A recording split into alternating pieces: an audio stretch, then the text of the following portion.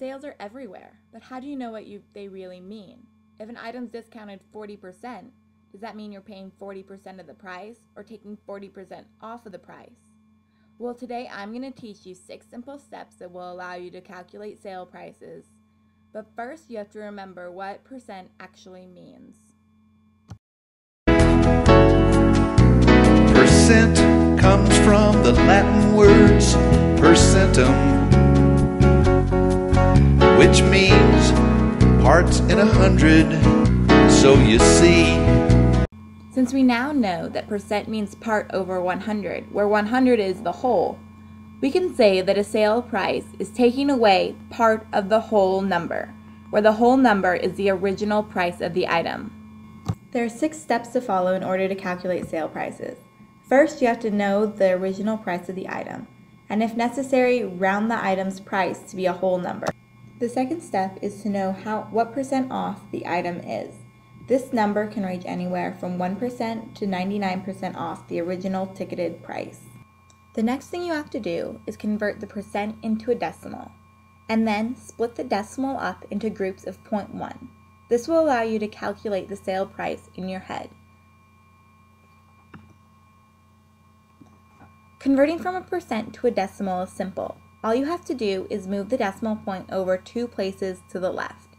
For example, in 60%, move the decimal point from behind the 0 to in front of the 0, and then finally to in front of the 6. This makes 60%, or 60 over 100, turn into 0.60. The next part of this step is to split the decimal up into groups of 0.1. So 0.6 is equal to 0.1 added together 6 times, or 6 times 0.1, which gives you 0.6. In step 4, you calculate 0.1 or 10% of your original sale price. To do this, all you have to do is move the decimal point over 1 place to the left.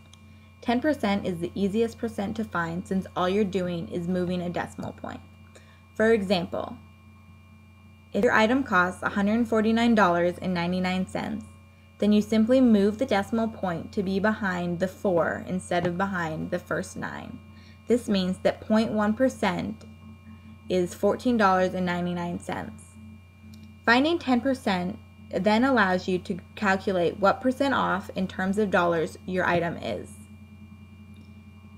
In step 5, you have to recall the number of groups of 0.1 that you calculated in step 3.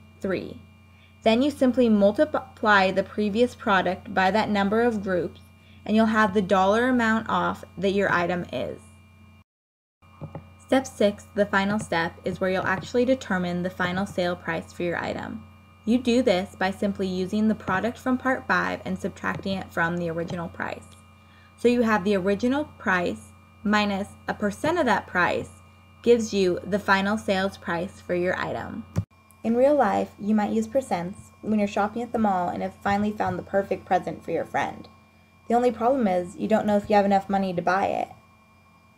Originally, the shirt's on sale for $56, but today only you can take 40% off of that sale price. But you only have $35 to spend. Normally, you'd ask the cashier to just find the price for you, but the line's really long. So what do? Well, you can find out the price for yourself. Using the 6 steps from before, you can find the sale price. Step 1, know the original price. In this case, that's the sale price of $56. Step 2, know what percent off the item is. In this case, it's 40% off. Step 3, change the percent into a decimal. So 40%, moving the decimal point 2 places to the left, gives us 0.4. The next step is to divide 0.4 into groups of 0.1. This gives us 4 times 0.1, or 4 groups. Next, find 10% or 0.1 of the original price. For $56, simply move the decimal place over one spot to the left, giving you $5.60 as 0.1 of the original price. In step 5, multiply the product from step 4 by the number of groups of 0.1 that we had. So we have 5.6 times 4, giving us $22.40. In our final step, you subtract the percent off in dollars from the original price, giving us the final sales price. In this example, the original price was $56 and the sales price was $22.40. This gives us a final sales price of $33.60. Do you have enough money for your friend's present? Yes, you do, since you had $35 to spend and the final price was only $33. So remember that using these 6 simple steps, you'll always be able to calculate the sales price. And while it may seem like a long process at first, given lots of practice and remembering that any percent is able to be split up into groups of 10%, then you'll always be able to calculate the sale price quickly and efficiently. Thank you.